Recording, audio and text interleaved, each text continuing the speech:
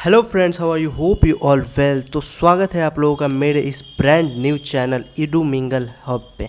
जी हाँ, इस चैनल पे अब आप लोगों को क्लास 8th के मैथ की पूरी मैराथन, मतलब क्लास 8th मैथ की पूरा चैप्टर आप लोगों को मिलेगा। जी हाँ, लगभग एक महीने में हम लोग क्लास 8th मैथ का पूरा मैथ का सिलेबस ख़त्म करेंगे with proper and good questions. जी हाँ, हम लोग इस वीडियो में आज हम लोग देखने वाले हैं फर्स्ट चैप्टर जिसका नाम है linear equations in one variable. Next videos में linear equation in one variable का बहुत अच्छा क्वेश्चंस आएगा। इस वीडियो में हम लोग थ्योरी प्लस कुछ क्वेश्चंस लिए हैं और अगले वीडियो में सिर्फ इसका क्वेश्चंस लेंगे। जी हाँ, अगर आप लोग सीनियर हो और इस वीडियो को देख रहे हो तो प्लीज़ आप अपने जूनियर्स को ये वीडियो सजेस्ट करो, ओके। और अगर आप क्लास 8th में हो और आप इस वीडियो को देख रहे हो तो आप बहुत ज़्यादा लकी हो, क्योंकि इस चैनल पे आप लोगों को क्लास 8th मैथ का पूरा चैप्टर पढ़ाया जाएगा और बिल्कुल फ्री ऑफ कॉस्ट। ओके, तो चलो इस वीडियो को शुरू करते हैं। तो फर्स्ट स्लाइड में हम लोग देख सकते हैं यहाँ पे कुछ सेवरल एल्जेब्रिक एक्सप्रेशन का कुछ एग्जाम्पल है। ओके, तो जैसे कि 5x हो गया, 2x + 3 हो गया, 3x + y हो गया, 2x + y, 2xy + 5 हो गया, xyz + x + y + z हो गया।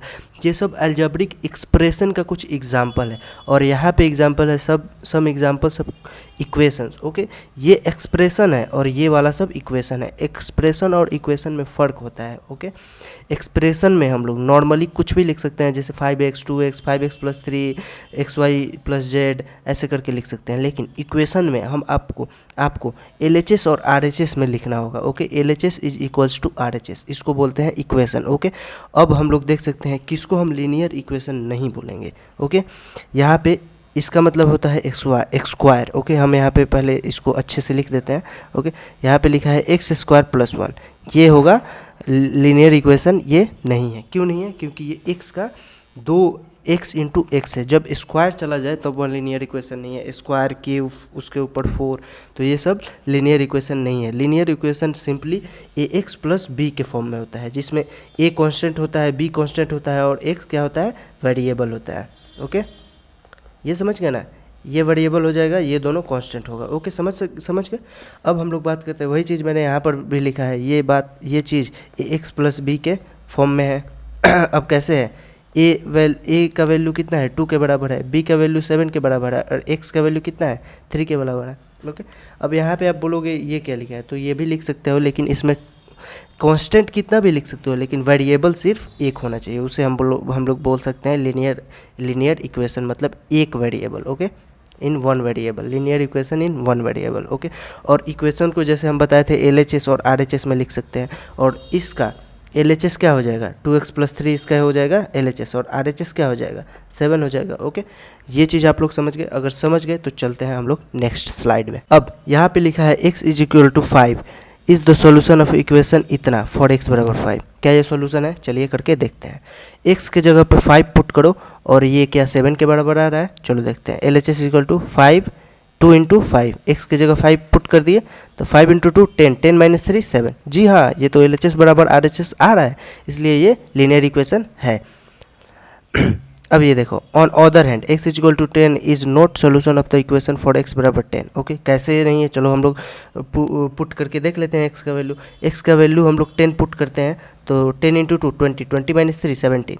This is not equals to RHS। Okay, समझ गए? तो अब यहाँ पे हम लोग एक टाइप देख लें जिसका नाम है solving equation having the variable on both side. Okay, मतलब बोथ साइड मतलब LHS में भी वेरिएबल होगा और RHS में भी वेरिएबल होगा। इसके पहले जो हम क्वेश्चंस कर रहे थे उनमें सिर्फ एक तरफ वेरिएबल था, LHS में वेरिएबल था, RHS में तो वेरिएबल नहीं था।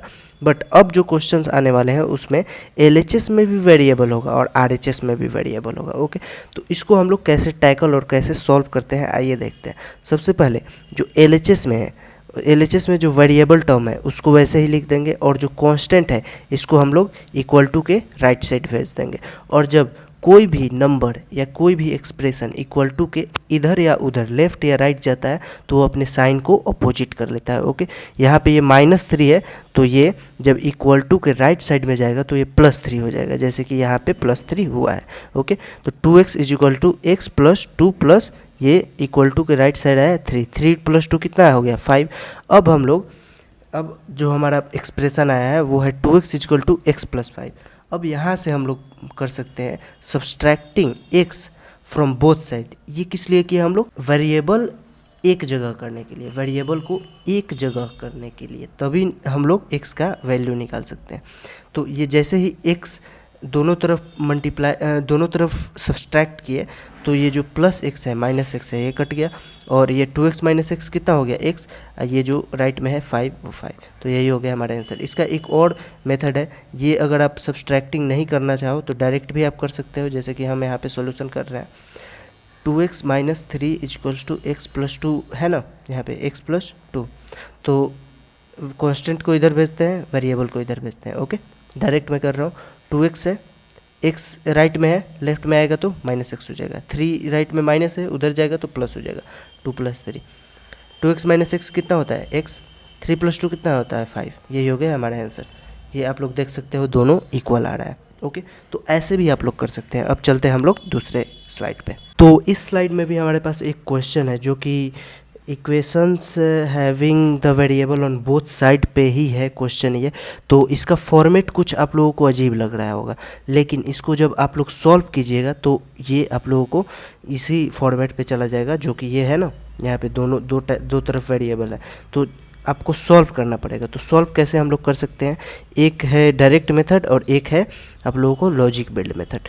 तो लॉजिक बिल्ड मेथड पहले मैं बता दूं आप लोगों को, मल्टीप्लाई बोथ साइड बाई 2। 2 से अब क्यों मल्टीप्लाई करेंगे? 2 से मल्टीप्लाई इसलिए हम लोग करेंगे क्योंकि ये इसका हम लोग छोटा रूप ला सकते हैं एक तरह से। अगर हम जब आपको नेक्स्ट बार में आप लोगों को जब हम डायरेक्ट मेथड बताएंगे तो उसमें हम बाटा का जोड़ करके बनाएंगे, तो वो चीज़ से बचने के लिए हम लोग मल्टीप्लाई बोथ साइड बाई 2 कर रहे हैं। तो चलिए मल्टीप्लाई बोथ साइड बाई 2 हम लोग करके देख लेते हैं कि क्या हम लोग इसको और इजी तरीके से बना सकते हैं या फिर नहीं। तो यहाँ पे मैंने एक्सप्रेशन जो था वो लिख लिया। अब ये 2 को दोनों से मल्टीप्लाई करेंगे क्योंकि 2 मल्टीप्लाई में है, ब्रैकेट के अंदर दोनों से मल्टीप्लाई में होगा ना, तो 5 इंटू 2 कितना हो जाएगा? 10x plus 7 into 2 by 2, 7 into 2 by 2। Okay, अब इज इक्वल्स टू, अब आर एच एस का पॉइंट लिख लेते हैं जो है 3 into 2 by 2x। Okay, minus 14 into 2। अब और अलग लिख लेते हैं 10x प्लस, अब 2 से 2 कट गया कि नहीं, प्लस 7 इज इक्वल टू, यहाँ से भी 2 से 2 कट गया, 3x माइनस 14 दूना 28। ओके, तो यहाँ पे आप लोग देख सकते हैं ये चीज़ इसके फेस के बराबर आ गया, मतलब इसके जैसा ही ये भी चीज़ लग रहा है, जो कि दोनों तरफ वेरिएबल है। यहाँ पे वेरिएबल ऑन बोथ साइड, यही चीज़ यहाँ पे आ गया कि नहीं।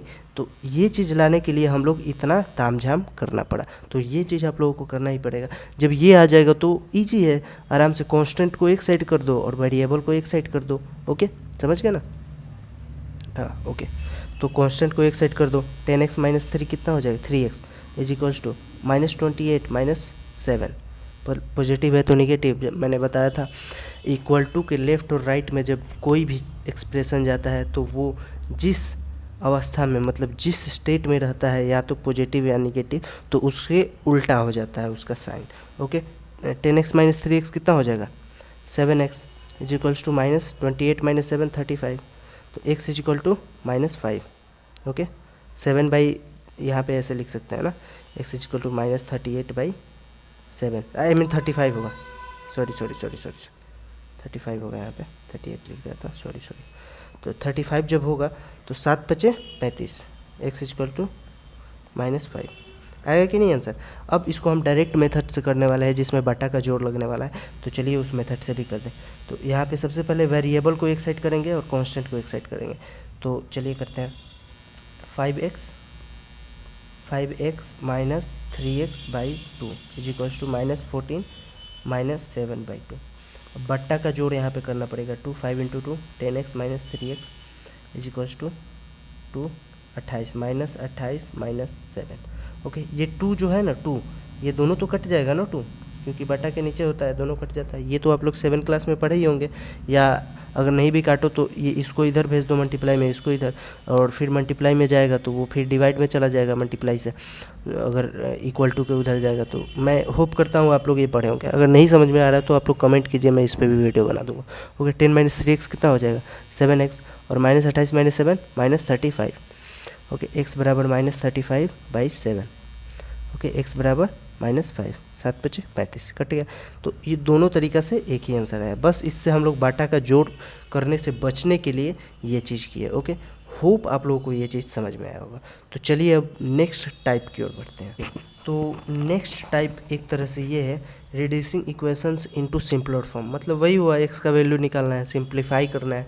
तो इसमें हम लोग सिंप्लीफाई करने के लिए सबसे पहले यहाँ पे लिखे हैं मल्टीप्लाई बोथ साइड बाई 6। क्यों मल्टीप्लाई 6 से करेंगे, क्यों?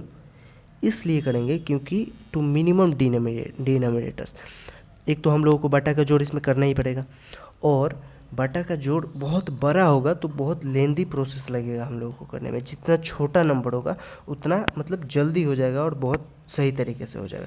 तो इसलिए छोटा करने के लिए 6 से हम लोग दोनों तरफ मल्टीप्लाई कर देते हैं। तो 6 इंटू क्या हो जाएगा 6x plus 1/3 plus 1 is equals to 6 into x minus 3/6।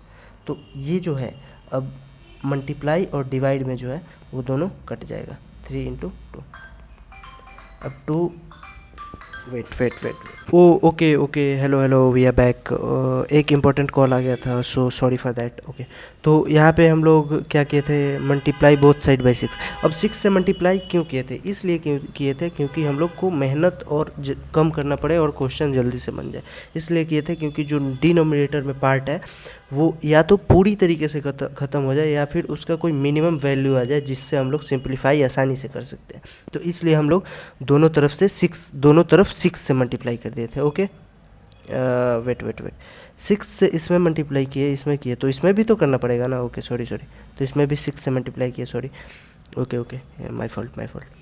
Okay, तो यहाँ पे अब क्या आ जाएगा, 2 यहाँ पे बाहर आ गया तो 2 6 से मल्टीप्लाई हो गया और 2 1 से मल्टीप्लाई होगा। तो 12x प्लस 2 प्लस 6, ये 6 यहाँ से आया 1 इंटू 6 इज इक्वल्स टू, ये तो 1 हो गया तो x माइनस 3 सिंपली ये आ जाएगा। अब यहाँ पे नॉर्मली ये वाले के जैसा हो गया जो है ना, वेरिएबल ऑन बोथ साइड। यहाँ पे वेरिएबल ऑन बोथ साइड आ गया ना LHS और RHS में। तो नॉर्मली वेरिएबल को वेरिएबल के पास भेज देंगे और कांस्टेंट को कांस्टेंट के पास भेज देंगे। तो 12x minus x is equals to क्या हो जाएगा, -3 माइनस 8, तो कितना आ जाएगा 11x इज इक्वल्स टू -11। तो यहाँ पे अब x इज इक्वल्स टू क्या आ जाएगा -11/11। तो यहाँ पे x बराबर -1 और यही हो जाएगा हमारा आंसर। ओके, तो होप आप लोगों को ये चीज़ समझ में आया होगा। तो चलिए अब हम लोग आगे बढ़ते हैं। तो ओके, ये यहाँ पे लास्ट क्वेश्चन है। तो ये बहुत बड़ा चैप्टर नहीं था, बस इसमें लॉजिक बिल्ड करना है और ज़्यादा से ज़्यादा क्वेश्चंस आप लोगों को प्रैक्टिस करनी है। ओके, तो यहाँ पे हम लोग क्वेश्चन देखते हैं। ये चीज़ हो गया LHS, ये चीज़ हो गया RHS। तो सबसे पहले हम लोग LHS लेते हैं। तो LHS में क्या है, 5x माइनस 2 बाहर है तो 2 दोनों में मल्टीप्लाई हो गया, तो 2 इंटू 2x 4x हो गया। ओके, और माइनस इंटू माइनस प्लस हो जाता है। ओके, समझ गए ना, 7 इंटू 2 14। अब इसको जब आप लोग ठीक से सिंप्लीफाई करोगे तो ये आएगा x प्लस 14। कैसे आएगा, 5x माइनस 4x x होता है। तो अब यहाँ पे हम लोग RHS को भी सिंप्लीफाई करते हैं। तो RHS में क्या है 2, तो 2 दोनों से मल्टीप्लाई होगा, मतलब ब्रैकेट के अंदर जितना भी टर्म है उन सब से 2 मल्टीप्लाई होगा। तो 3 into 2 6x minus 2 plus 7/2। Okay, समझ गए ना। तो 6x क्या हो जाएगा -4 प्लस 7/2। ओके, -4 प्लस 7 प्लस 3 होता है, तो 6x प्लस 3/2। ये हो गया आपका RHS, ये हो गया LHS। अब दोनों को इक्वेट कर देंगे क्योंकि क्वेश्चन में भी इक्वेट है। तो अब क्या हो जाएगा, x plus 14 is equals to 6x plus 3/2। अब नॉर्मली एक वेरिएबल को वेरिएबल की तरफ और कांस्टेंट को कांस्टेंट की तरफ। तो वेरिएबल को 6x माइनस x और 14 minus 3/2। Okay, 6x minus x कितना हो जाएगा, 5x इज इक्वल्स टू 2। अब यहाँ पे बाटा का जोड़ करेंगे तो कितना हो जाएगा, 14 दूना 28 माइनस 3।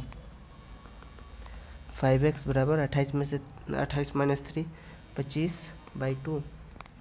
तो ये कितना हो जाएगा, बटा 1। अगर आप लोग क्रॉस मल्टीप्लिकेशन जानते होंगे तो आप लोग ये जानते होंगे, 10x बराबर 25, x बराबर 25 बटा 10। यहाँ से 5 दूना 10 और 50 25, 5 दूना 10 और 50 25, 5/2 इसका हो जाएगा आंसर। ओके, तो हम लोग ये चैप्टर पूरा ख़त्म कर दिया। जी हाँ, इसमें थ्योरी बस इतना ही सब था। अब केवल आप लोगों को क्वेश्चंस करना है, लॉजिक बिल्ड करना है और बहुत सारे क्वेश्चंस लगाने हैं। तो इस वीडियो में हम लोग कुछ क्वेश्चंस और सारे थ्योरी कंप्लीट कर दिए हैं और ये चैप्टर हो गया है द एंड। इसके बाद नेक्स्ट वीडियो यहाँ पे लिखा हूँ, in next video we discussed all questions related to linear equation in one variable. जी हाँ, इस वीडियो के बाद जो वीडियो आएगा वो अगर आप लोग देख लिए, वो समझ लिए, तो आप लोग का linear equation in one variable पे पूरा कमांड हो जाएगा। तो चलिए मिलते हैं इसके अगले वीडियो में। Thank you so much for watching.